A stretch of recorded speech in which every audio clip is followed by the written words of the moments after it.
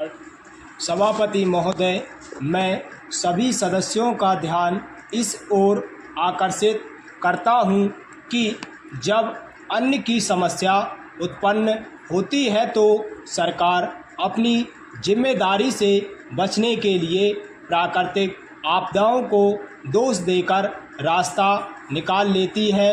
यह सही है कि पिछले कई वर्षों से देश में अन्न का उत्पादन लगातार कम हो रहा है। सरकार कहती है कि इस वर्ष वर्षा कम होने के कारण बिजली कम पैदा हुई है, लेकिन मैं इस बात को नहीं मानता। सरकार कोयले से बिजली तैयार कर उसकी आपूर्ति क्यों नहीं कर रही है?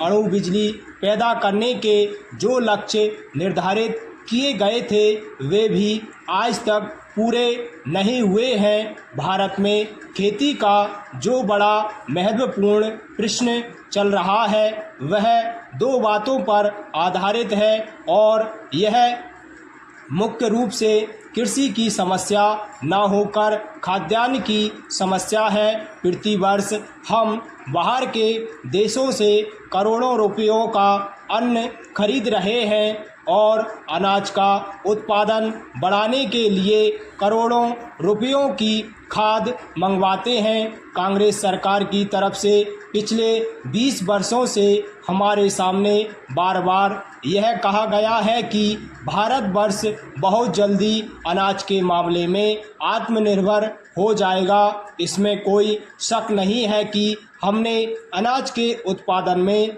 काफ़ी प्रगति की है और हम अनाज के मामले में आत्मनिर्भर हो गए हैं, लेकिन उस अनाज का उत्पादन करने के लिए हम करोड़ों रुपयों की खाद विदेशों से आयात करते हैं। पहले हम अनाज का आयात करते थे, लेकिन अब खाद का आयात करते हैं। इसलिए यह कहना बहुत ही कठिन है कि हम आत्मनिर्भर हो गए हैं। पैरा अध्यक्ष महोदय, जहां तक जनसंख्या की बात है उसके मामले में मैं यह निवेदन करना चाहता हूं कि एक बार परिवार नियोजन के बारे में और जनसंख्या के बारे में जब सारे संसार में चर्चा चल रही थी तो हमारे मित्र ने आलोचना करते हुए लिखा था कि हमारे सामने आज समस्या यह नहीं है। इस वर्ष पिछले साल की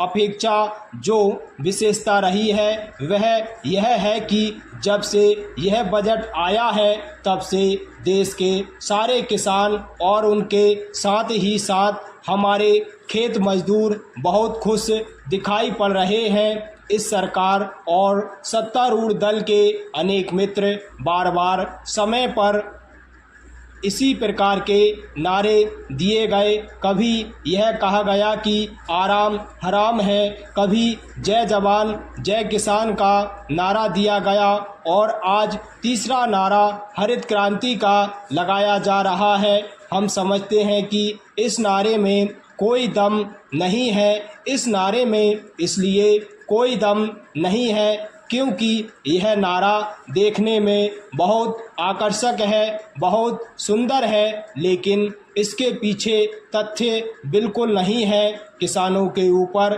कर लगाने की जो बात मंत्री महोदय ने कही है या अन्य मित्रों के द्वारा कही गई है, वे लोग वही हैं जो कभी खेती नहीं करते हैं, उनको खेती के बारे में कोई जानकारी भी नहीं है।